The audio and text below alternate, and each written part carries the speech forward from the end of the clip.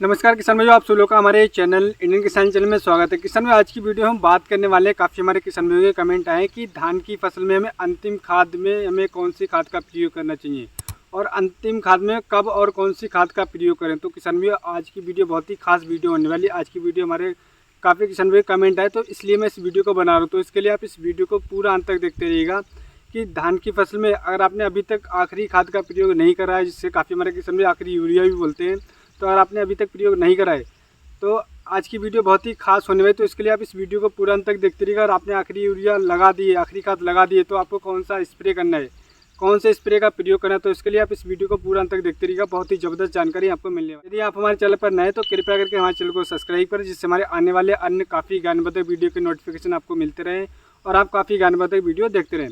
तो आइएगा हम शुरू करते हैं किसान भाई की जब हमारे किसान भाइयों की बात आती है कि आखिरी खाद हमें कब देना है, तो हम बात कर लेते हैं किसान भाई की दो तरीके होते हैं आखिरी खाद लगाने के।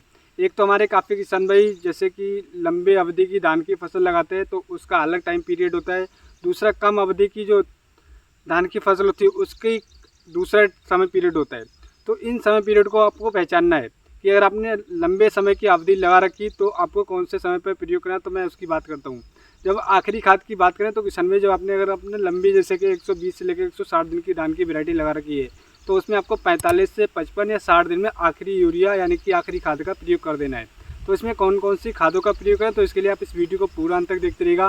मैं आपको बहुत ही ज़बरदस्त डोज बताऊंगा और स्प्रे के बारे में बताऊंगा कि अगर आपने आखिरी यूरिया लगा दी तो आपको कौन सा स्प्रे का प्रयोग करना है, जिससे आने वाले समय में अपनी धान की फसल से आपकी बानियाँ लंबी हो, दाना चमकदार, क्वालिटी अच्छी हो उसकी और देखने में अच्छा हो, जैसे आप मार्केट में भाव अच्छा ले सके और दूसरा आपका उत्पादन अच्छा निकल करके आ सके। तो इसके लिए आप इस वीडियो को पूरा अंत तक देखते रहिएगा।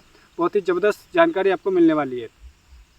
और दूसरी बात करें किसान भाई की, जो अगर आपने कम अवधि की जो वैरायटी लगा रखी है, जैसे काफ़ी हमारे किसान भाई कम अवधि की भी वैरायटी लगाते हैं, तो उसकी बात करें तो उसमें आपको कम से कम 40 से 45 या 50 दिन से पहले पहले आपको यूरिया का प्रयोग, लास्ट खाद का प्रयोग अवश्य करना है। जिससे हमारे काफ़ी किसान भाई लास्ट यूरिया भी बोलते हैं, यानी कि जो आखिरी खाद है उसमें अगर कम अवधि की फसल है, नोट कर लीजिएगा, कम अवधि में आपको 45 से 50 दिन के अंदर, यानी कि 40 से 45 लास्ट 50, उससे पहले पहले आपको धान में आखिरी यूरिया का प्रयोग कर देना है। और भाई लंबी अवधि की बात करें, जैसे मैंने पहले बताया था, जो 50 से 55 लास्ट में 60 दिन के अंदर अंदर आपको लास्ट खाद का प्रयोग कर देना है। क्योंकि ये होता है किसान में कि जैसे कि शुरुआत में अगर हम बात करें, जो इससे पहले मैंने वीडियो बनाई थी पहली खाद दूसरी खाद, आपने अभी तक वो वीडियो नहीं देखी तो उनका लिंक आपको डिस्क्रिप्शन में मिल जाएगा, वो आप वीडियो देखिएगा। उसमें बहुत ही ज़बरदस्त जानकारी दी कि पहली खाद में आपको कौन से खाद का प्रयोग करना है और दूसरी खाद में कौन सा प्रयोग करना है, या आखिरी खाद के बारे में बात कर रहे हैं। ये होता है किसान में कि आखिरी खाद अगर हम सही समय पर देते हैं तो हमारी धान की फसल में जो नाइट्रोजन की कमी थी वो कम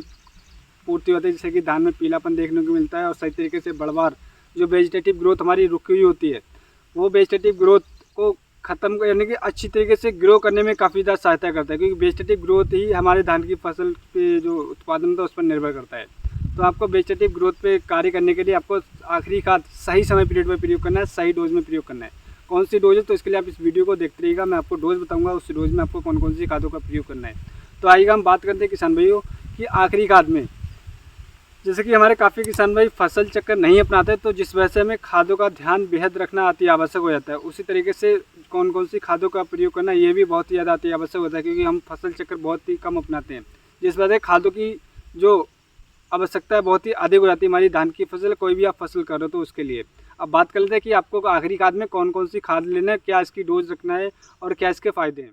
तो किसान में सबसे पहले हम बात करें कि आखिरी खाद में जब आप यूरिया ले रहे हैं तो आप करीब 40 से 45 या 45 से 50 किलोग्राम, 50 किलोग्राम से 1 किलोग्राम भी आपको अधिक नहीं लेना है। लेकिन मेरे हिसाब से आप 45 किलोग्राम या 45, 46, 47, 50 से नीचे रखिएगा। और उसके साथ में किसान में आपको लेना है सल्फ़र 90% वाला 4 किलोग्राम। सल्फ़र का फ़ायदा ये होता है किसान भाई कि हमारी धान की फसल में सल्फ़र की ये होता है किसान भाइयों कि हमारी धान की फसल में जो दाने में क्वालिटी, चमक और रोगों से लड़ने की ताकत को काफ़ी ज़्यादा बढ़ाता है। क्योंकि सल्फ़र एक ऐसा पोषक तत्व है जिसमें जो बहुत ही ज़बरदस्त ये कीटनाशक भी है, फंगिसाइड भी है और ये खाद भी है। क्योंकि एक सल्फ़र इसके 3 कार्य, तो इसलिए हमारी धान की फसल में सल्फ़र का महत्व बहुत ही अधिक बढ़ जाता है। तो आपको धान की फसल में कम से कम एक बार सल्फ़र का प्रयोग अवश्य करना है, 90% वाला। अब बात करें इसकी डोज की, तो आपको यूरिया लेना है 45 किलोग्राम, सल्फ़र 90% वाला लेना है आपको 4 किलोग्राम। और उसके साथ में जो मैं एक खाद बताने वाला हूँ, इसका बहुत ज़्यादा महत्व हमारे काफ़ी किसानों को पता है। तो मैं उसकी बात करूँ किसान भाई की, लास्ट में आपको लेना है पोटास। पोटास की मात्रा की बात करूँ तो आपने ज़मीन के हिसाब से, रिक्वायरमेंट के हिसाब से पता कर सकते हैं कि आपके एरिया में कितनी सल्फर, कितनी पोटास का प्रयोग हो रहा है। क्योंकि किसान में पोटास का प्रयोग हमारे किसान में 2 तरीके से करते हैं, यानी कि 2 बार करते हैं। एक तो रोपाई करते समय और करते तो उस समय पर 10 से 15 किलोग्राम पोटास का प्रयोग अवश्य करना है। दूसरा किसान में जब तीसरी खाद यानी अंतिम खाद दे रहे हैं तो आपको उस समय पर कम से कम 25 किलोग्राम पोटास का प्रयोग अवश्य करना है। इससे ये होगा किसान में आपके धान की फसल में अच्छी तरीके से आपका दाना चमकीला, वजनदार, मोटा देखने को मिलेगा और आपको जो पैदावार निकल कर आएगी, यानी कि दाने के लिए बहुत ही ज़्यादा ज़बरदस्त ये रिजल्ट देता है। तो इसके लिए आपको पोटास का प्रयोग अवश्य करना है।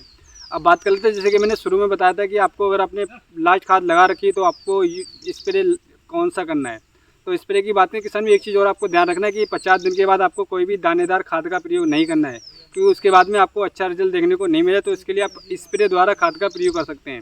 स्प्रे की बात करें किसान में तो आप NPK ले लीजिएगा 05234 1 से 1.5 किलोग्राम एकड़, प्लस उसके साथ में आप बोरोन ले लीजिएगा। बोरोन में बहुत ही ज़्यादा पोषक तत्व पाए जाते हैं, यानी कि ऐसे पोषक तत्व पाए जाते हैं जो हमारी धान की फसल के लिए अति आवश्यक होते हैं। बोरोन हमारी धान की फसल में पीलेपन को ख़त्म करता है, उसकी क्वालिटी को मेंटेन करने में काफ़ी ज़्यादा सहायता करता है, दाने के भराव में काफ़ी ज़्यादा सहायता करता है। यानी कि जब आप आखिरी खाद लगा चुके तो उसके बाद में 50 दिन के बाद में आपको कोई भी दानेदार खाद का प्रयोग नहीं करना है, आपको स्प्रे के माध्यम से ही खाद का प्रयोग करना है। उसमें आप NPK 05234 ले लें 1 से 1.5 किलोग्राम, और 100 से लेकर 150 ग्राम आप बोरोन 20% वाला लें। इन दोनों का स्प्रे कर दीजिए। किसान में आपको जो रिजल्ट मिलेंगे वो बहुत ही ज़बरदस्त रिजल्ट आपको मिलेंगे। तो उम्मीद करता हूँ दोस्तों मैं आपको एक सही और एक सटीक जानकारी दे पाऊँ। अगर हमारी वीडियो आपको पसंद नहीं तो हमारे चैनल को सब्सक्राइब करना बिल्कुल मत भूलिएगा, और हमारे वीडियो को अधिक से अधिक हमारे किसान मित्र तक शेयर करिएगा, जिससे जो हमारी बातें हैं, हमारा खुद का एक्सपीरियंस है, हमारे सभी किसान मित्र तक पहुँच सके, वो अपनी धान की फसल से बेहद अच्छा रिकॉर्ड और पैदावार ले सकें।